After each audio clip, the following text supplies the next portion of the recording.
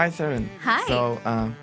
Thank you finally coming here, and then hopefully we're gonna get this episode today with you. Yeah, So let's you, get rolling. yes. Like you're really interesting. We have really interesting topic with you today, Mm-hmm. and first let me start with the purpose of the channel. So this channel is I'm trying to find really interesting people in Amsterdam. You know, I love the city. I'm trying to find like really interesting people to have like short talks. Mm-hmm. And like you and your job is like really super interesting for me. So Yeah, thank you so much for coming. of course. So if you don't mind, we can start, with a short introduction of yours, Sure. and then we can move on. Yeah, sure. I am Saren. I'm 33, turning 34 this year. Oh my God, getting old. I live in Haarlem, which is a city quite close to Amsterdam. I've been living here for almost 4 years as well. I really love it. I have a background in psychology and human behavior science. Quite a mouthful. Cool. Starting my business, or not my business, my career in the hospital. I've been working in the neuroscience for a year and a half. Then experienced that I absolutely loved people working in a white cloak. I was always like very fascinated about those people. Mm-hmm. It's not my territory. I'm this very bubbly and enthusiastic person. I just don't fit into a hospital environment at all. Mm-hmm. And I'm a really entrepreneur. Like even my dad said, like when you were 2, you already had this energy inside of you. You want to do something different in your life. Mm-hmm.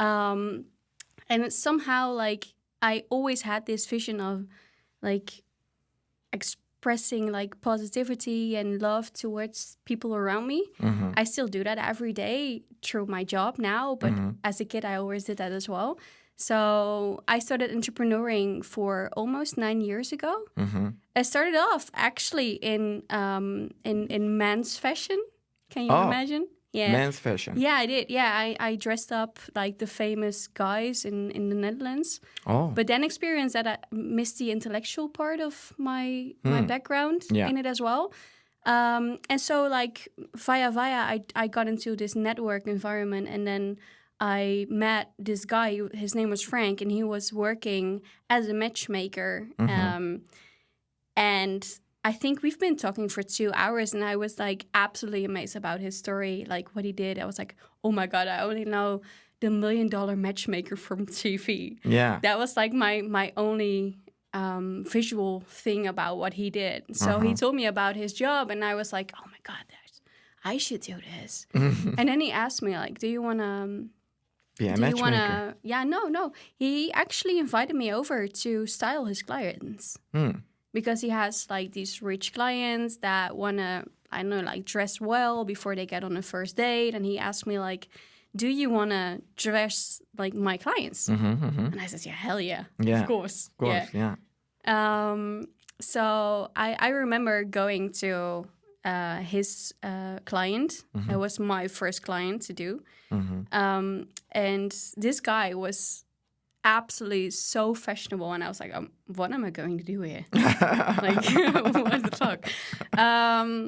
And then I think I've been in he lived like in this enormous house. He had like 2 Maseratis in front of his door, like a really big garden with a swimming pool, and he showed me around like his whole residence.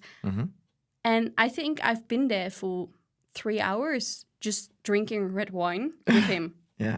Not doing anything about his whole style, because that was like fabulous. And then I left, and then I remember sitting in my car, and I was like, oh my God, I screwed it up.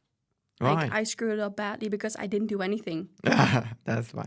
I got paid really well for being there, fashioning, like doing his wardrobe and everything. Didn't do anything about that. I was just like drinking red wine for 3 hours with this guy, talking about his life. And then he called to my boss then, and then he said like, this girl, she's going to find my match.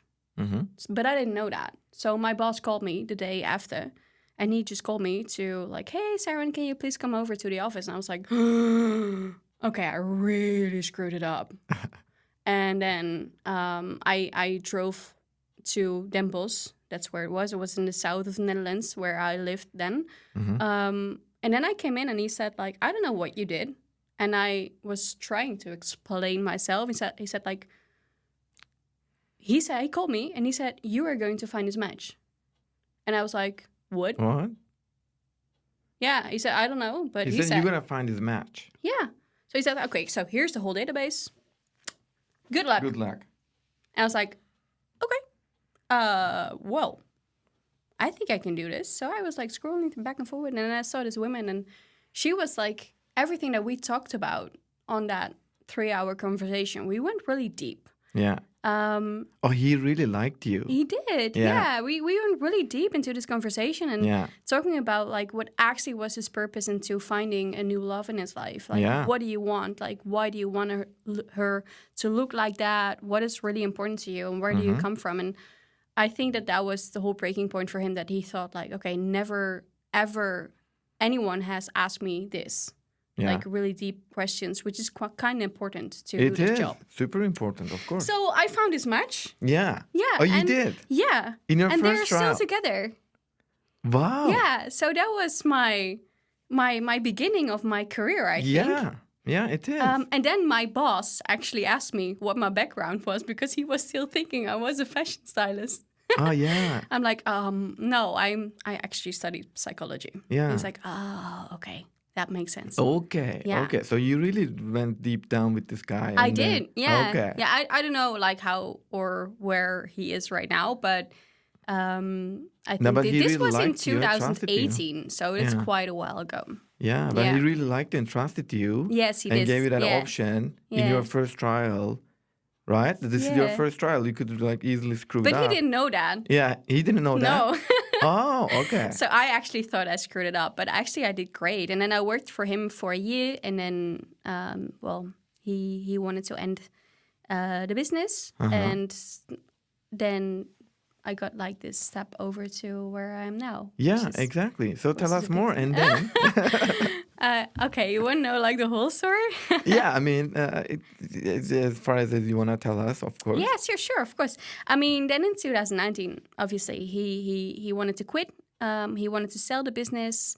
I wasn't able to take over the business financially from him at that point. Yeah. Or at least for what he was asking for it. But I absolutely loved the job. Yeah.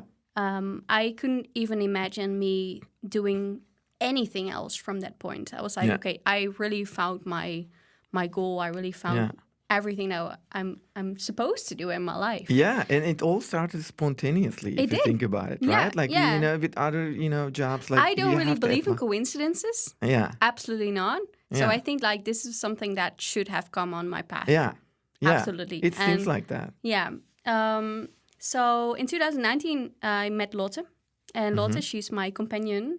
Your partner. Now, my partner right now, like not my love partner, my business partner. Business partner. As we joke that we are more married than she is to her husband, because she's calling me more, she's talking to me more, and at least on paper, we're even more abided than she is with her partner. So we are married. We always joke about that.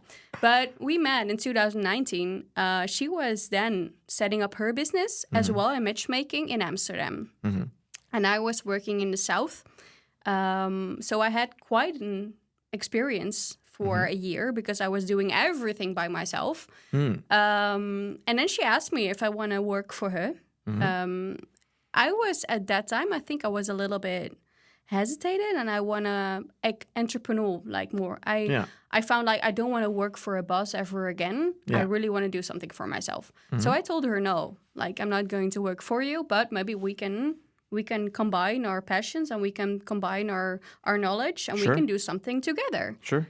And then at that point, she was like, "Yeah, why not? Let's do that. Yeah. Let's just build this up together." So then COVID came. Yeah, that was amazing for us. Yeah.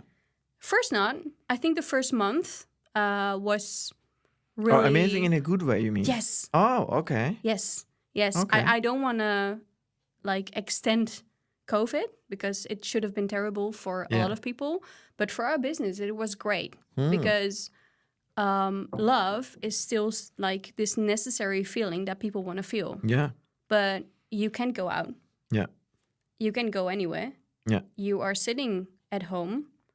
You can date online, but then you have to meet people at their places at home, which is kind of scary when you don't know the people. Yeah.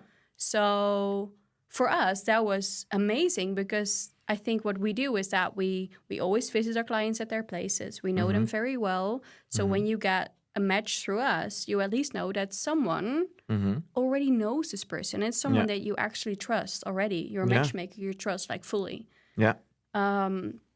So at that point, I think we had in September 2020, we actually had this stop of taking on new clients aboard. Wow. Yeah, because it was just too much. Oh my God! Yeah, what I'm we weren't capable. So we had I think 3 or 4 new matchmakers at that time.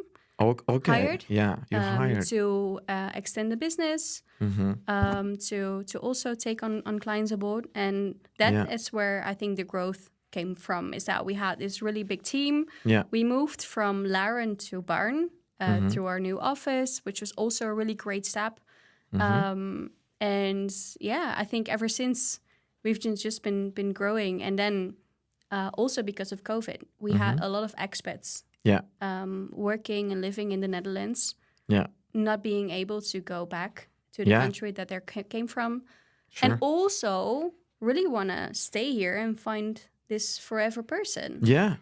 But because we are working with just like Dutch clients, born and raised, wanting to find someone who's like natively Dutch, speaking the same language, because in love, I think language is a very important element, is that you can really understand each other through humor, through emotions, is through your mother language, right? Yeah. It's an important aspect. And for expats, I think it's quite difficult. And I think we as Dutch people, we are also maybe a little bit narrow-minded in that. Our English is not always that great. Yeah. So we feel that we are not able to express everything that we want to express towards the English language. Yeah, but I have some experience about that speaking English thing. Like my last partner was from Lithuania. Okay. And then we were able to speak English like really fluently. And I really don't remember we had some problem, understanding each other. No. Emotionally or like, logically or whatever. Like, I was really talking to her. I was speaking my own native language, which is Turkish. Yeah. But, we had zero problem by speaking English. Yeah, but I think that's because you're both not speaking your mother language. Yeah, yeah. And that's something when you are trying to match an expat to a Dutch person. Yeah. And both of them, the goal is to stay and work here and live here together. Yeah.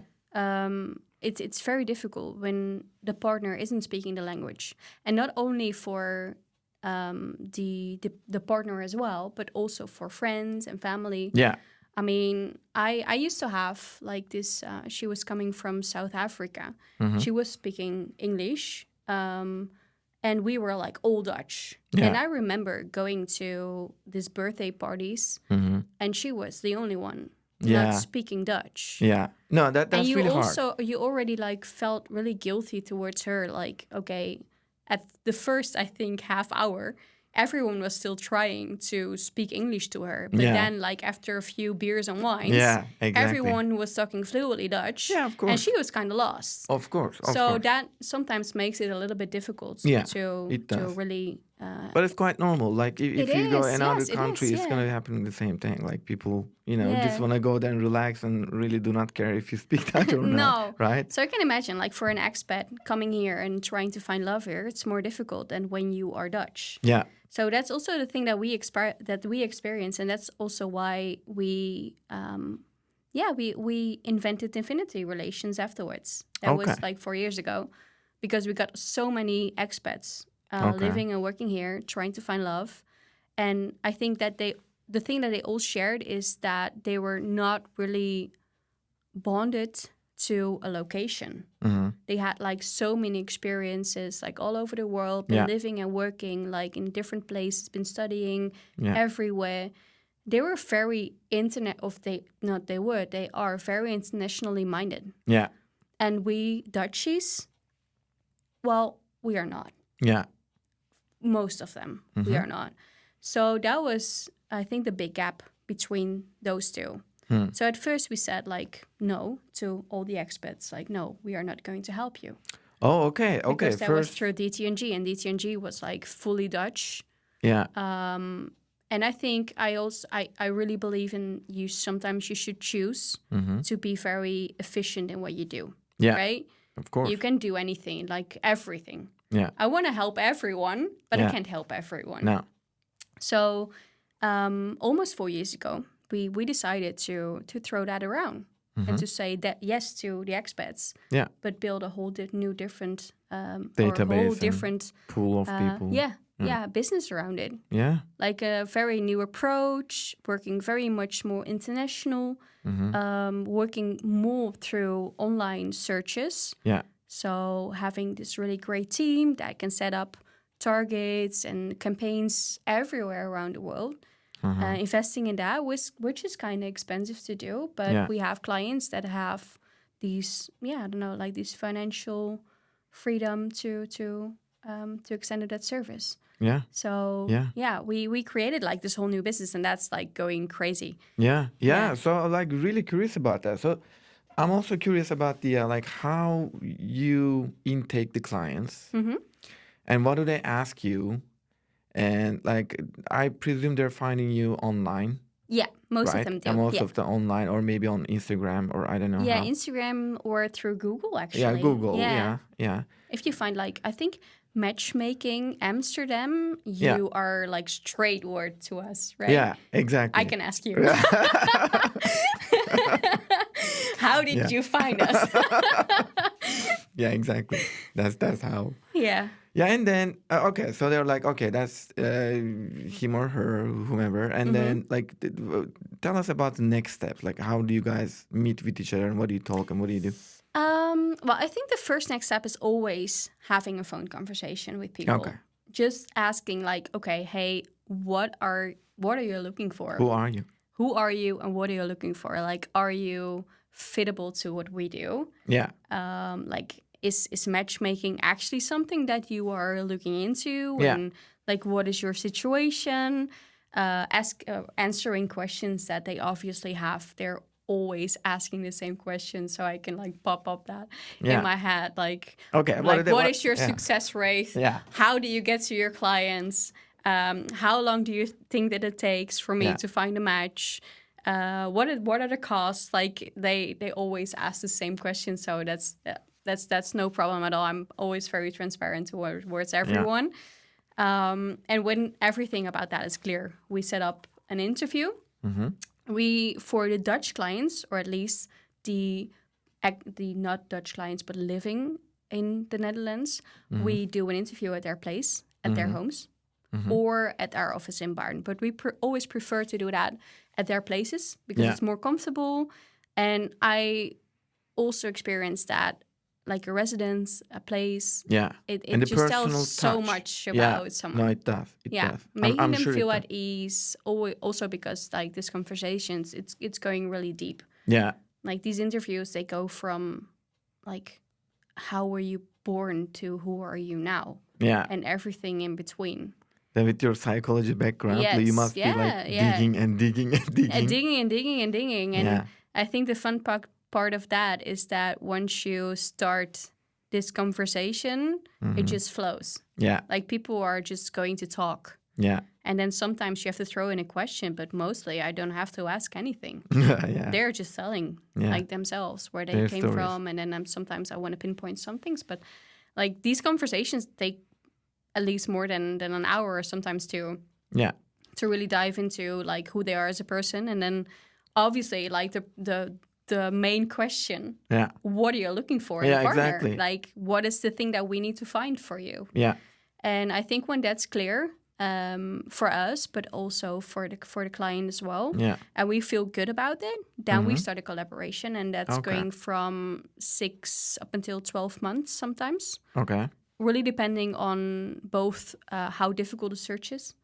I always try to compare this to buying a house. Okay. Like when you have like this really strict criteria Yeah. in what you're looking for, Yeah. So it's way more difficult yeah, I can imagine. than when you were like, okay, I just want like these and these and these, and I'm really flexible with age or location or background or education level or some things like that, and it's getting easier. Yeah. Still, it's a difficult job. Yeah. No, I'm 100% it sounds sure. really romantic being a matchmaker. It's the most difficult job ever. No, I can imagine. It must be super tough. And it is, yes. You're under pressure to find someone, you know, like they're looking at you. And they're like, okay, I'm now going to pay you, so now it's going to happen. Yeah. No, it's not. No, it's not, exactly. No, I can imagine. Like, it doesn't have, it's not like, it's not a business that you have to see a tangible result, right? No. Like I'm a finance guy, so what they're expecting from me is just okay, do your job like and totally different worlds. Yeah, right? exactly. Yeah. Show us the results and performance and stuff like that, and I can really show, right? Yeah, on paper, like that is what it is. Yeah. I do the rest, right? Yeah. But you cannot do that. It's super gray area and super vague. Yeah, and so just trusting on my beautiful green eyes, I guess. Sometimes. Yep. No. Just that's a joke. But I think we can, like, for at least working for years in this business, you can predict a little bit. Yeah. And also saying no to clients that have these like weird expectations from you. Yeah. Yes. Tell us about a little bit about this weird expectations. Well, like what? I always call this the mirror technique. And that is when you have an interview with a new client that is obviously asking for things. And what I always try to do in that conversation is when they are expressing what they are looking for, is them to look back on what the person that they're asking for is looking for too. Yeah. And if that's not reliable on who they are, then we're not going to do that. Okay. So, for example, when you have this very, I'm just going to say, right? Yeah. We have this really fat guy. Okay. Like eating like very unhealthy. Yeah. Not really taking care of his body. Yeah. But having like a shitload of money. Yeah. And saying, okay, I want to have a woman who's 20 years younger. Oh my God. She has to look like fabulous. I love her having like at least a D-size tits. Oh my God. Yeah, I mean, you asked, right? Come on, man. This is something that we hear. You hear? Yeah. How frequently? Yeah, because we are working with very, very wealthy clients. No, okay. Also men. So, like we hear what they're saying. Yeah. Like, and we just note down very politely everything that they're Seriously, saying. Yeah. And then at the end of the conversation, I'm going to ask him, like, okay, the women that you're describing towards us, it's pretty clear. But what do you think that she is looking for in a partner? Yeah. Why would she compensate you Exactly. outside of money? And that is really weird thing. Yeah, so that's not what we do. Yeah. And we're really clear about that. So when there are like some holes in there, we are like, okay, just not going to do that. Yeah. But how do you say that to your client? Like I say to you. Sometimes I even say, and it sounds really, really, really harsh, maybe. But sometimes I politely, and I think because I look kind of cute, I think I come away with it. And sometimes I also say, maybe you can just Tinder a little bit more. Yeah. Okay. Because what you're looking for is not love. No. You're looking for an image. Yeah. Yeah. Yeah, it's true. So, and when then a year later you still figure out that the thing that you're looking for is not going to work, please come back. Yeah. But for now, it's not going to work. Okay. Yeah. Okay.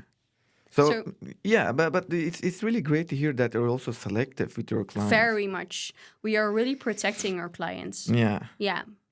Because it's really like how can I say that? It's like a really emotional subject, right? It like you is, don't wanna pay for a service and then you have a broken heart. That's the last thing you would expect. Yeah. And then you're like, okay, so you're really pushing your boundary from the beginning. And I was like, no, we really don't want to work with you, which is really amazing to hear. Yeah. I mean, I have full support here with you. Yeah. Yeah, because I mean, the reason I do Because my it is job weird is what because I you're want to make telling. people happy.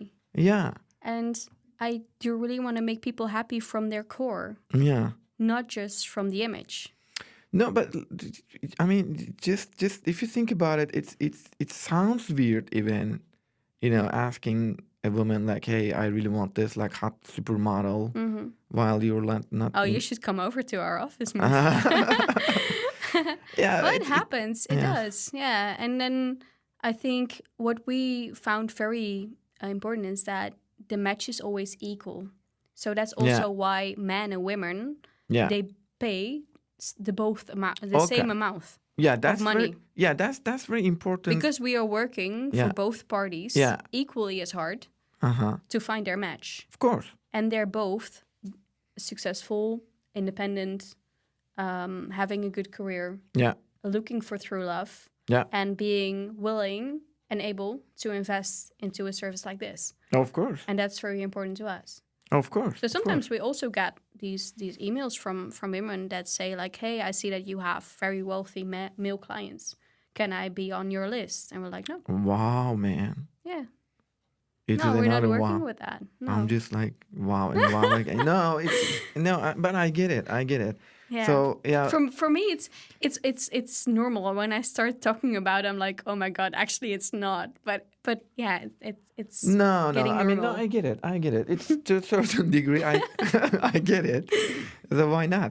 So you can give it a try, of course. But Yeah, but would you would you huh? ever describe yourself to a service? No, I mean, I'm not a woman, so probably, so no, I wouldn't, of course. But I also understand why women would do that Mm, to a certain degree, yeah, because it's really hard to find. You're gonna tell us more, I guess, to find a decent man it is. Yes, to yes, marry all and women. settle down Yeah, and whatever. So yeah, like, if you really cannot find that, and you have some certain beauty that you wanna yeah, exchange with a guy, and settle down and everything with good intentions, maybe you could think like, okay, Mm-mm. let me give you a try, yeah, and maybe they're gonna understand me. But in the same time, you know, so this is a very egalitarian, country, right? Netherlands. So we're like men and women are equal. So absolutely. like if you're Yeah, really into that, there must be another way of saying this. Maybe she could ask you for an interview, like, hey, I want to do this, but I don't have enough money. yeah, So what do you think about this and that? But yeah, instead of just asking, can I be on the yeah. waiting But list? also, I think it's quite normal for other matchmaking agencies is that they only have these paying members who are male. Mm-hmm. Okay. So I can imagine why they would describe to us as well, because they think that Yeah. maybe that is for us as well. Of course. But Of we course. chose not to do that. Yeah. No, I think that's no, but I get it. I get it, right? Like so there is one more thing that I also want to highlight to you, right? Which is the experiences that I researched so far in Dubai. Okay. So like, so I think you're in the business, so you must Yeah. have the Christian Maxian, I guess, if I pronounce Mm-hmm. her name correctly. And I was just like looking at it on YouTube, I was like, what is that? And she says, I can charge $350,000 for one match. Yeah. So what do you think about that? Like, what is Yeah. that? Because I don't what get do it. I think about it? I think it's a great business model to begin with. We're not there. Let's just make that clear. No, but what do you think about the whole approach of this? Like finding a woman, a partner to you. Yeah. Okay, these are all men. Only men pay. This is Dubai. Yeah. You got the idea. Yeah. And Yeah. women do not pay. There's a huge pool of women. To do that, Yeah. to be a part of it. And so there are some guys, they really want to settle down, or they got divorced recently, or something bad happened, or Yeah. whatever. Like they're not in the market still, or they really don't know what to do, and they're okay to pay 350,000, not like 10,000, 20,000, or 100,000 maybe. That amount of money they're willing to pay Yeah. to find a partner Yeah. that you really don't know what's gonna happen in 5 years or 10 years. Like you really don't know if you're gonna die or not. Like so. Yeah. So in that case, I'm thinking There's no Yeah. culture of money anymore. Like money is out of topic. And I heard that they're asking ladies like, okay, so I want a blonde girl. She needs to speak English, and she needs to be also Muslim. And they can find this woman. Yeah. Like, how is that possible? Like, it's just really you're just saying that this is my dream girl. Yeah, Find but her. I think that is exactly what we've been talking about before. Is that yes, you do have these very, very wealthy guys that go through a matchmaking agency Yeah, to find, at least physically, yeah, their perfect partner, which I already expressed. We're not doing that. yeah, So that's on the record. But I mean, I give her all the credits to making her money out of yeah, this. yeah, yeah. Because, I mean, for me and for you, that kind of money is like crazy much. Like Yeah. it's insane. Yeah, it is insane. But for these people, this Yeah. is something that they will spend in a weekend. Yeah, yeah, So if you can translate that, finding maybe your forever partner, it's Yeah. kind of cheap, right? yeah, yeah. I mean, So no, that's the way that they are thinking yeah, about money as well. If you're going to ask the same guys for the same kind of service hmm with, I don't know, like 10,000, maybe 20,000 euros or dollars, yeah. They're gonna say they're no. think like, oh, hell no. You can never give me that Yeah, for that kind of money. So it's like completely thinking the other way through. yeah, Is that they, for, I don't know, like a lunch, they easily spend Yeah. $40,000. yeah. But in that case, like I'm also That's normal for them. No, It's I- crazy for me as well, but Yeah. it's normal for them. No, I get the idea. It's crazy for us. Like, I get Yeah. it. But I'm also trying to understand, like, how can you create some sort of like, some romantic. Oh, no, you cannot. It would be a little bit hard for me to, like just, Yeah. So But they are not looking for love. yeah, They're looking for arm candy. yeah, And yeah. they're looking for someone that can actually fulfill the void that they have. Mm-hmm. And I don't know, cheering up their friends or their business partners when they walk into a room or to a party Yeah, to show with off. this Right? That's really pretty woman Yeah, and just show off. They're actually paying yeah, for her. yeah, I don't believe that is love. yeah, I don't. Just the exemptions there. Maybe they do. Maybe they do fall in love. But I think the chance is very small because the way that they're going into this collaboration, mm-hmm. which it is, right? I mean, Yeah. he pays the money and she comes along. Mm-hmm. It's not equal. No, They're not looking for love. Yeah. They both are not. She's looking for a man that can provide. yeah, He is looking for a woman that can fulfill the void that he has. yeah, And to this external insurance Yeah. that he's like looking for from his friends when he walks in and they're like, oh my God, yeah, you have to, wow. yeah, That's what he's looking for. And then he pays for that. yeah. A lot of money, but he pays for that. But it's not love. Getting and crazy. And I crazy. mean, we are also extending to Dubai. yeah, I mean, we set a target in 2025, which we made through. yeah, We're really proud of that. yeah, Already made it, so kind of proud. So we said, like, if we are going to make that target in 2025, we are going to extend to Dubai. We are going to.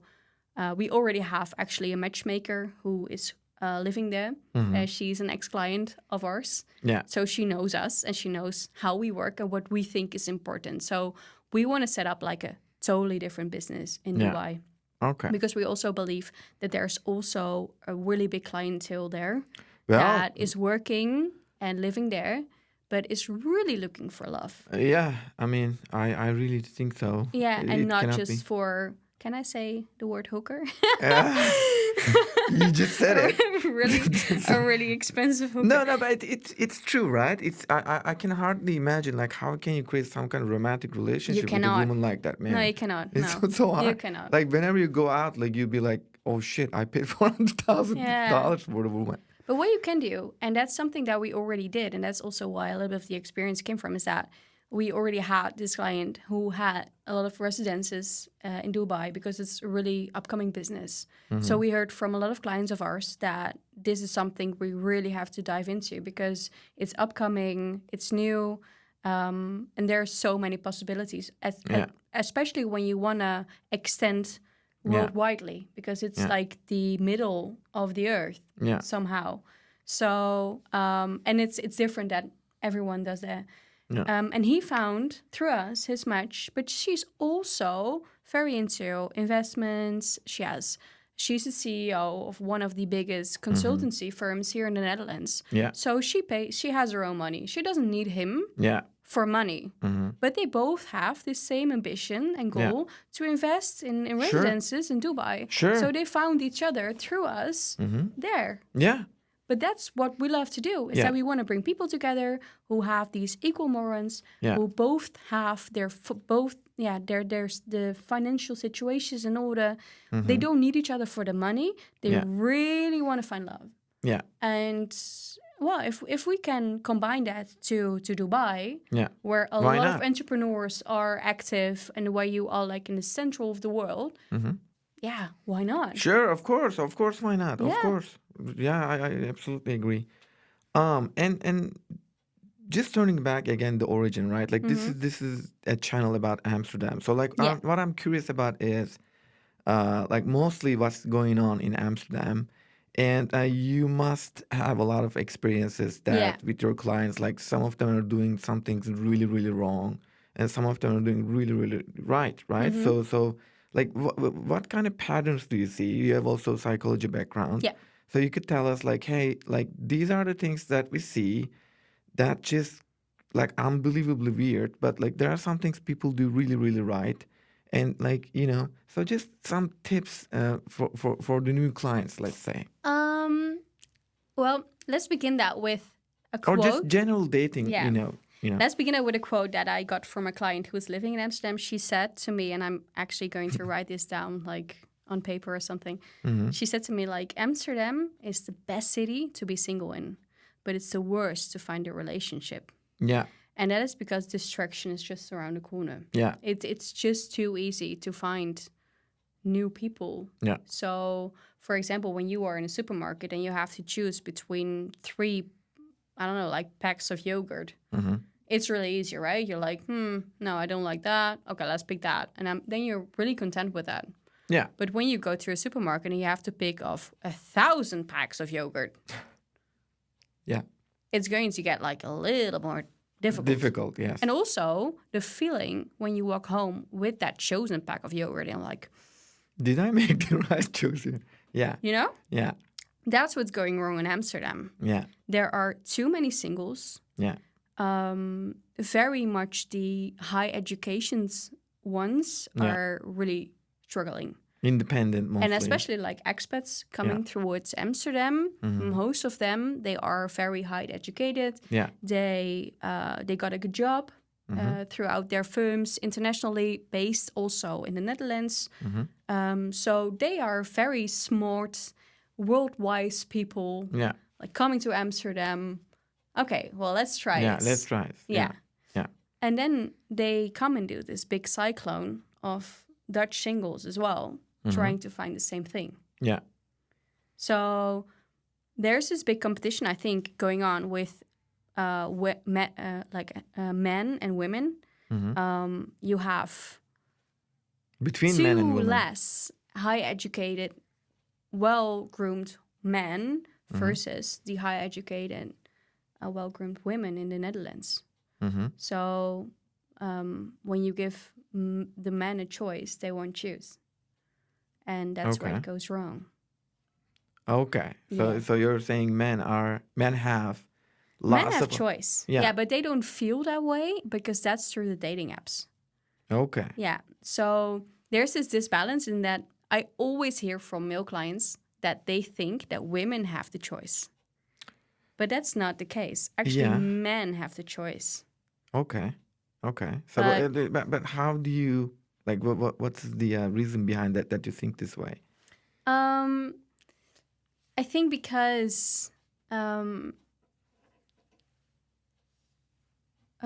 can I express that? I think women, they are like, when they start dating, for example, the reason why they start dating is different than men. It's because they've been doing this whole soul searching thing and going through a coach and working on themselves, and then finally deciding, okay, I'm going to step onto the dating market because I'm ready. Yeah. Then they bump into these guys who just came out of relationships, sometimes still are in relationships, not really ready for relationships. Yeah. So there's a really big disbalance already in the dating market, especially online. And I think, especially what I experience with working with expats, is that they do have different values than, for example, we Dutch people have. Yeah, of course. Into dating or into pursuing. Like, Dutch men are not really qualified being gentlemen. No. For example, That's like not at all. I'm also hearing that a lot from my friends. I'm trying to get them there. Yeah. Like, open the door, choose a wine, like all I'm hearing, move her seat, take the jacket, like, be a man. Come on. Yeah, all I'm hearing from my friends who dated with Dutch guys are that the bottom of the whole experience is that they're cold. Yeah. I'm like, and they're not dude, loyal. You cannot do that being cold like forever. Like, you gotta open up into somewhere in your relationship. Yeah. You know, you have to. Yeah. I mean, you cannot be always just push your boundary all the time. Yeah. Because it's romantic. But like, that's what I'm hearing. People are really suffering because of that. I'm like, I don't want to deal with that. It almost. I think for a lot of men, it almost feels like this job appliance, right? Yeah. They're telling every girl the same story. And they're just trying to figure out who bites the first. Yeah. Yeah, I can imagine. But that's not the way it works. Yeah. And I think that is what women feel as well. Is that, like, men are not really genuine into dating anymore because they do have the choice. Yeah. They can have at least 3 dates in a weekend if they want to. Yeah. So why, I don't know, why putting effort in it? Well, yeah. Also, like, what do you think about the dating apps, for example? Like, do you think they really work in Amsterdam generally? No. Because, like, to my experiences, I really hate dating apps. Yeah, I hate me them. too. This is one of the stupidest thing I've ever spent time on. It's just like, it's nice when you have to go to the bathroom and it takes too long. Yeah, right? I don't have time for that stupid thing. And then, like, you have to talk about yourself again and again and again. So, but instead of this, I really want to go out and meet people. Yeah. Like, wherever they are, in a bar or like in a wherever they are. Like, I really don't care. Just randomly meeting people. And sometimes people are meeting me. It's better.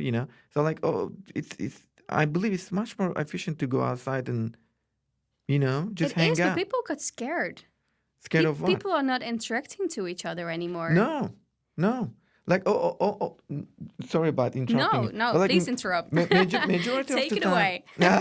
Majority of the time, what I'm experiencing is like just a normal relationship. It doesn't have to be romantic, right? Like, it's just on the surface level. It's just on the surface. Yeah.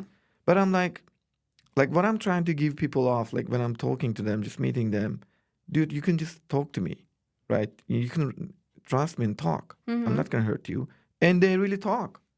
Like, they're telling deepest secrets again and again and again and again. I'm like, okay, so people really need to talk and listen to each other. Yeah. And obviously it's not happening in the city.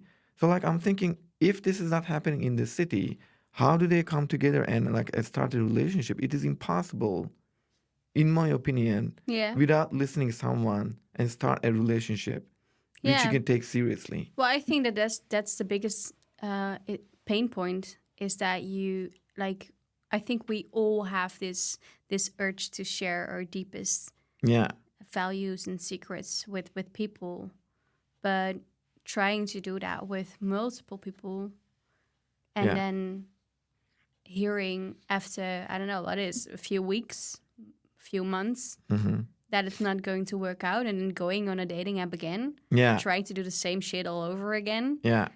Yeah, it's getting like really I don't know, like annoying, like really draining. It is. There's this. Let me correct me if I'm wrong, but there's this thing that's called activation energy. Right. Yeah. So when you start, not a relationship maybe, but to some sort of like romantic relationship, let's say with someone, it could be even like just trying to know each other. You consume a lot of energy. Yeah. And then, like, it's not a thing that you can just replace in a day. You need some time to get over, the person. And, like, that's also taking a lot of energy. Yeah, but people don't take that time anymore.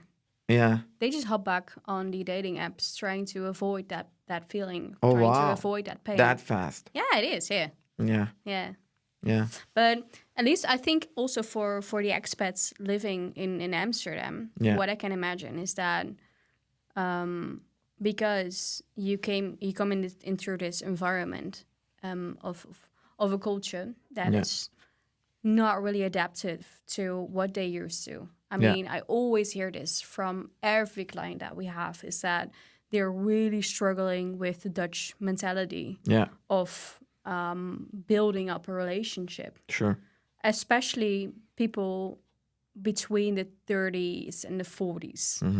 They're really struggling because they're used to normally that the traditional way of being feminine or male, it's not quite different than we have in the Netherlands, especially right now, and especially in the bigger cities. And that's because I think Amsterdam is this Valhalla of people being well educated, having a good job, but like I said, like the balance there, it's out of balance actually.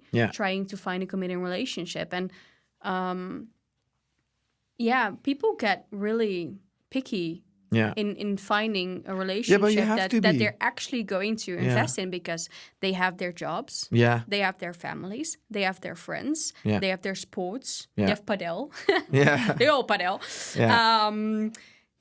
And then they're trying to build up a relationship as well. So you have to be really worth it to fit in that schedule. I don't know about you, but I do have a lot of Dutch friends. And I'm fully Dutch, but I don't see myself in Dutch in that way. When I try to meet up with my friends, I text them like, hey, can we meet up? I miss you. And then they're like, yeah, when do you have time in August?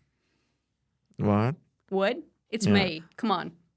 Yeah, that's crazy. That's really weird. But that's a Dutch mentality. I also so I can imagine for people not that. coming from here. I do have this friend. She's from Peru. She's really Dutch right now. She's more like this than I am. So we're always laughing about this, that she's like this. Like, oh, when do you have time? Like, maybe in August. I'm like, what? I can do tomorrow. Come on, man. Yeah, but I can imagine, like, when you're not used to this and you come from a different country, you're trying to settle down, you're trying to get to know people here. It's really difficult because people are really closed off. When we are going to a pub or going to, I don't know, like a festival or to a bar, we are with our friends that we might have not been seeing for months because, well, we don't have the time. So can you imagine us trying to extend our energy and our conversations elsewhere than our friends and family? No, we won't, because we are now with the friends that we haven't been seeing for months. So the fact that you are also in the same bar, that's good for you, but we don't pay attention towards you. No, I get it. I completely get it. I get it. It's No, but I get it. It makes a lot of sense. Like I also understand why in Dutch culture, expats are not really welcome, because you're growing up in here with a lot of. We're always saying that people are so welcome, but actually they're not. No. I mean, I also. And now I'm trying to shape my own culture, but I'm not. No, but it's true. I mean, I hear this all the time. No, but there are some ups and there are some downs. Like it doesn't have. You cannot expect everything to be like perfect, right? No. So I get it. It makes sense to a certain degree. Yeah, but it's difficult. I mean, I also have some friends that are not Dutch. Yeah.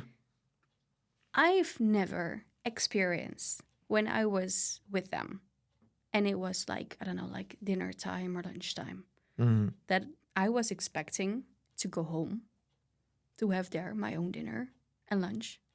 Yeah. Like, that's something really Dutch. Yeah. When it's like 5 o'clock, Move it. Yeah, exactly. We are going to have our own dinner. Bye bye. No, that's really also for birthdays and some like, and especially when you try to date in the Netherlands. This is really strange. Yeah. That you think like I'm going on this nice date. Well, if you're lucky, you can have a wine. Yeah. And the rest they're going to send a ticky full. Yeah. That's awesome, right? Yeah. But I also noticed that like Dutch girl also like a little bit too direct from time to time. Yes. And I'm like, oh my God, what are you saying? And so just like they're kind of like, hey, standoffish and aloof and everything. But in a minute, she's just saying the craziest thing that I never heard of. I'm like, oh my God, okay, Yeah, and also the men are expecting, no, other way around. No, the men are expecting the women to step towards them. Oh, okay. No, I'm not expecting that, but like from time to time, it's just shocking, and I need to come back to normal in a day. Like, what the fuck? Did you really say this? Yes, I did. Really say this. And she's saying that in front of 6 people. Yes. Not saying this when you're alone, and then I'm like, what? And you get shy and everything. People like, yeah, you're not Dutch. Like, I know I'm not Dutch, but still a human being. Yeah. You get shy from time to time. Yeah. You still hurt me. Yeah. Let me process it for a second. Yes. Second, I'll be back. Yeah. So I think we're about to. That's really, really super nice conversation with you. I'm really happy that you're here. Thank you. Before we close this episode, I also would like to hear your suggestions, to your clients or just general people of Amsterdam, right? Let's say, who wants to be successful in dating now in Amsterdam or generally in the Netherlands. Like, couple of things that you feel that, like, if these are the fundamentals required from you to have to a certain level of success, like what would they be? First of all, focus. Okay. I always really believe in the grass is greener where you water it. Yeah. So when you want to figure things out with someone, even though you don't know if the other person is in the same mindset as you are, at least just for yourself, focus. Like, just focus really one person, on one person. Okay. Yeah, so that's also what's a little bit conflicted with dating apps. Yeah. Why I also really don't believe in the dating apps, but that's something completely different, is that I truly believe in focus. Like, really get to know someone. Yeah. Take your time. Don't rush it. Rush it, exactly. And also don't pinpoint on the first date everything that you want to know about the person and then conclude, like, is it a yes or is it a no? Yeah. Yeah, I heard that a lot. Like, people are really rushing their decisions based on the first date. Like, give someone some weeks. Yeah, just wait for a second. Maybe she's like really scared from her last experience. Exactly. Like, anything could happen, right? Maybe this guy didn't date for like 5 years. You don't know him. Exactly. Maybe he had some trouble with the family, or you don't really know. No. So like, yeah, I agree with that. And also, I heard this in a interview lately.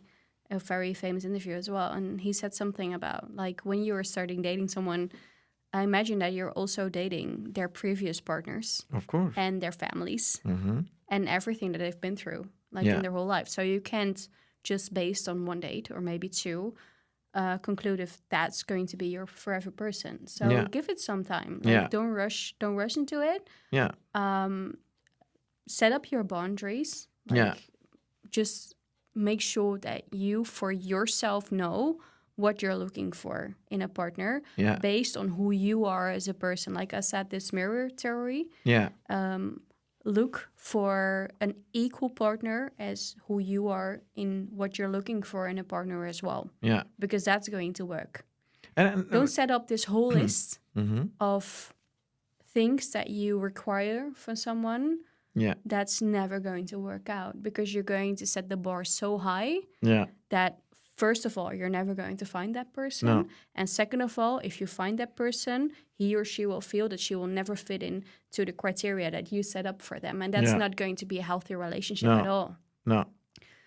So these things, I think it's very important. Yeah. Also, try to find your partner in what you think is nice to do. Yeah. So, for example, if you don't like to go to a bar, don't try to find a partner in a bar. Yeah, absolutely. Yeah. I mean, the chance is very, very big that the person that you find at the bar likes to go to the bar, Yeah, right? exactly. So if you don't like it, don't go there. Like, just don't push yourself to find that person. Yeah, if you're a sporty person, if you go to gym, for example, like there's a higher chance to find your partner maybe in gym because like you like the same hobby. Yeah. And if you if you hit it off, then why not? Yeah, and just interact with people. I think it's a shame that we actually forgot how to connect. Yeah. And that we got like really shy to just, I don't know, like step up to that pretty boy in the park or that pretty girl that you bump into in the supermarket, for example. Why don't like get into a conversation? Yeah, perfectionism. It doesn't have to be romantic. No. Just get into a conversation. Just say hi. Say, oh, wow, you have a nice shirt. Or, oh, I like the same tomatoes. I don't know what it is. But just get into a conversation because it's something that we like. We people, we have to interact to other people. That's something that we love to do. Absolutely. But we forgot about to do that. We got so shy that we're going to try to do that through Bumble or Tinder, and then it doesn't work out. No, you're right. But I think Amsterdam is one of the cities that, like, it is really highly unlikely to not to get socialized in Amsterdam. It's really hard. Oh, yes. Yes. Like, if you're not getting socialized in the city, it's I would say that you're not really putting any effort then. Then you just locked inside your house. Yeah. No, but that's the only possible way, and then still not even. But yeah, you're either too shy or you're just really something is not, something is. It's really easy. Yeah, it's really easy. Wherever you go outside in a random bar or wherever you go, people are most of the time, my observation, is they're friendly. Yeah, and we all speak English. Yeah. I mean, we Dutch people, we get English, I think, from, I don't know, what is, like, when we are 6 or 8. Like, we know our languages. Yeah. So try to conversate to us. Like, absolutely. We're not that social, but we can do our language. So I think that is, like, the biggest tip. And when you really can figure it out and you feel like, okay, I'm stuck and I don't know what to do, like, go to a coach, go to a matchmaker, go to someone that helps you get to that point of you finding a relationship. Exactly. So I wanna close the episode with final question. So So I'm really curious about the opinion of this. So so like we know that this city is like really useful for single people, right? So but like if you're into a new relationship, serious relationship, like when do you think the first sexual intercourse should begin? Should it be like too soon, or is it too bad if it's too soon? Like, how do you see that generally? Because it's just kind of like a vague area. Because, like, if you start too soon, then you may be feeling like, oh, that was really easy. Yeah. Or just like I just spent it, and it's just I think this is always a very interesting, but also a very difficult conversation. Is that I truly believe in that it should feel right. Yeah. And if that is after date 1 or after date 10, I mean, I'm not going to judge. But personally, I'm a really slow burn in that matter. Like, and what I personally believe in is that have this emotional connection first. Is that you feel safe, and that also the sexual contact that you have with someone is coming from an emotional place. Is that you like each other, you want to explore that, and it's just not only this physical connection that you have towards you. Because obviously physical connection is necessary to build up a relationship, otherwise it would be a friendship, right? So it's necessary to build that up, but a physical connection can absolutely destroy an emotional connection that is not really settled down. So what I always say, it's like building a house. Start with the foundation. You can have a really pretty kitchen, but it really sucks when you don't have a good foundation. But you can build up a really, really strong foundation very fast when you're both committed to it. Yeah. So when it feels good and you have this strong foundation, you feel like, okay, now it's like our house is like ready to build that kitchen. Yeah, do absolutely. it. Yeah. Just do it. You don't have to wait. Just do it. Yeah. But when you feel like, oh, well, it's no like a kitchen. Yeah, well, good luck for like you have like joy of that kitchen for one day, but it's like whoo, down the drain. It's just worthless. Yeah. So it's really a matter of feeling, but also checking in with each other. Like, are we both on the same page in what we are looking for in this relationship? Because if you are both looking for a relationship physically, then it's fine to have sex on the first date, right? Yeah. If that's something that you are both looking for, it's great. Yeah. If it's not going to be more than that. But if you're both looking for a very strong, emotional... Yeah, testing a little bit, right? Like, yes. It doesn't have to be super fast. You can just leave it a little bit. Yeah. Yeah, right? And also, I do believe that at least for the male perspective, they should chase a little bit. So don't give them like all the meat at the same time, right? Okay. They should be like, yeah. They should chase the yes, little bit. Yeah. Okay. Put them on hold, like a little bit. Okay. But not too long. Yeah. Because then they're going to feed elsewhere. Well, Sarah, thank you so much. Yeah, you're to the welcome. show, Always. Right? Like, it was a great conversation. I liked it too. Yeah. The time flew. Yeah, time flew, right? Yeah. So thank you so much. You're welcome.